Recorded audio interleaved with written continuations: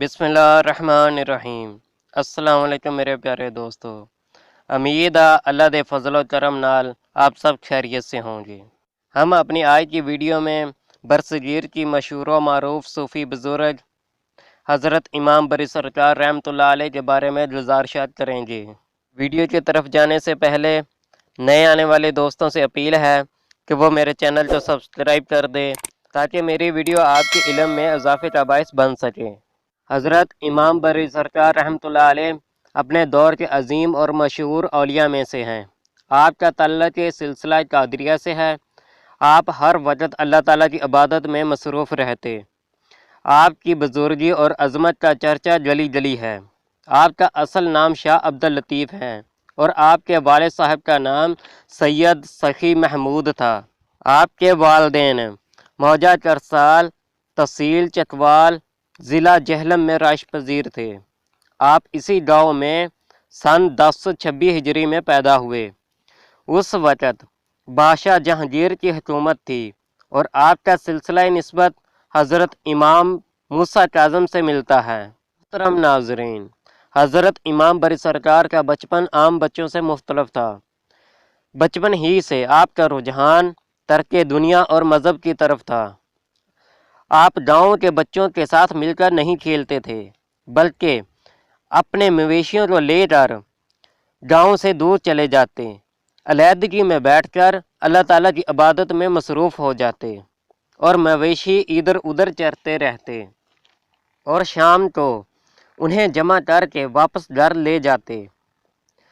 अपने वालिदैन से मजहबी तालीम हासिल करते, कभी झूठ ना बोलते, किसी को गाली ना देते, किसी की गिबत ना करते और शरारत से हमेशा दूर रहते। आपका ये रुझान और अमाल के हकीक़त से इश्क़ सादत का नतीजा ये हुआ कि आप छोटी सी उम्र में ही अल्लाह ताला के महबूब बन गए और आपकी ज़ुबान में तसीर पैदा हो गई।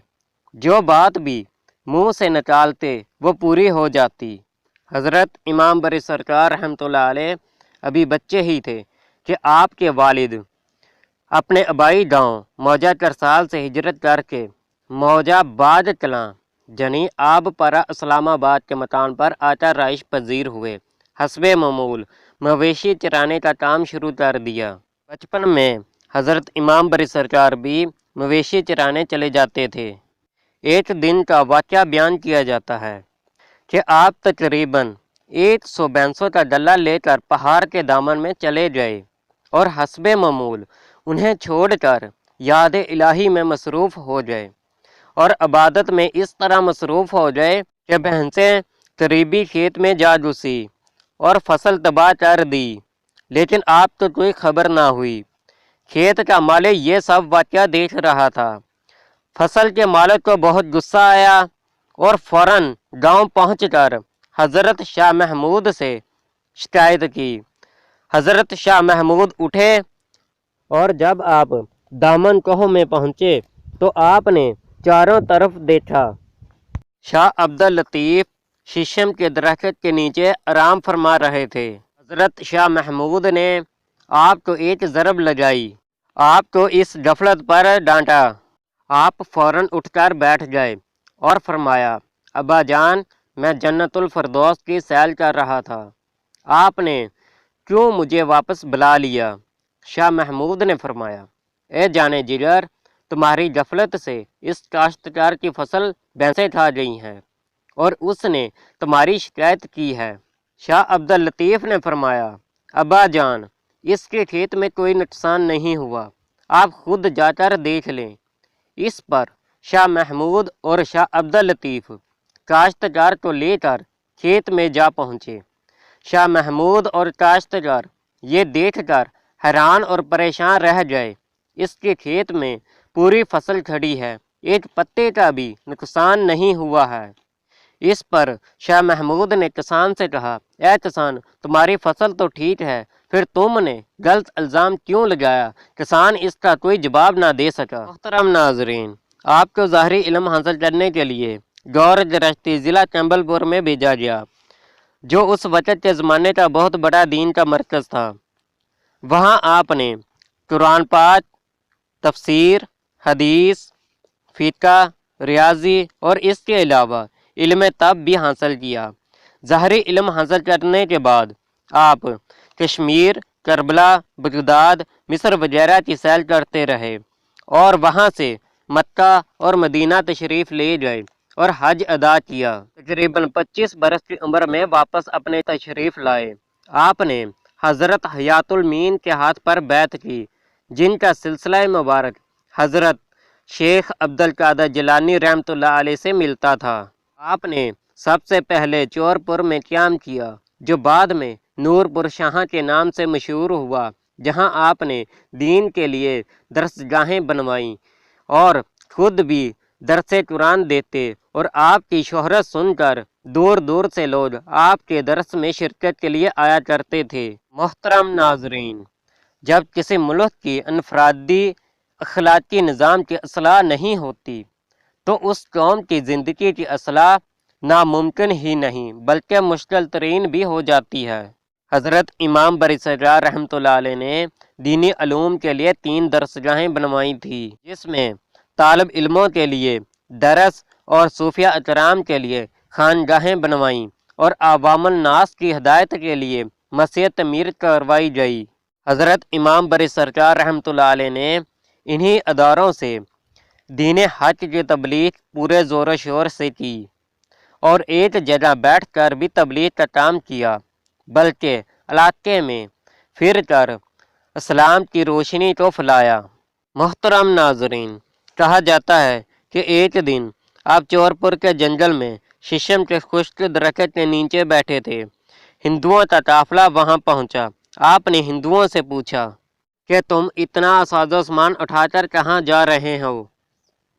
ان میں سے ایک نے جواب دیا کہ ہم گنگا اور جمنا سنگم پر اشنان کر کے اپنے پاپ صاف کریں گے۔ آپ نے فرمایا، گناہ نہانے سے صاف نہیں ہوتے، نیکوکاری اور عبادت الہی سے ہی صاف ہوتے ہیں۔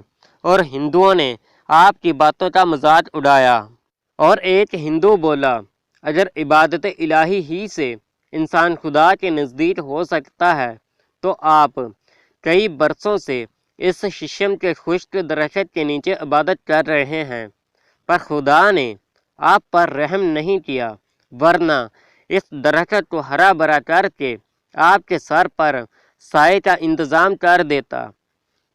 ہندوؤں کی ان باتوں پر آپ مسکرائے اور فرمایا، میرے خدا کے لیے کوئی بڑی بات نہیں ہے، ہم مسلمان اس کی ذات پر بڑا توکل کرتے ہیں اور بڑا غفور الرحیم ہے، اگر وہ چاہے تو اس درخت کو فوراً ہرا بھرا کر دے، کیونکہ وہ ہر چیز پر قادر ہے۔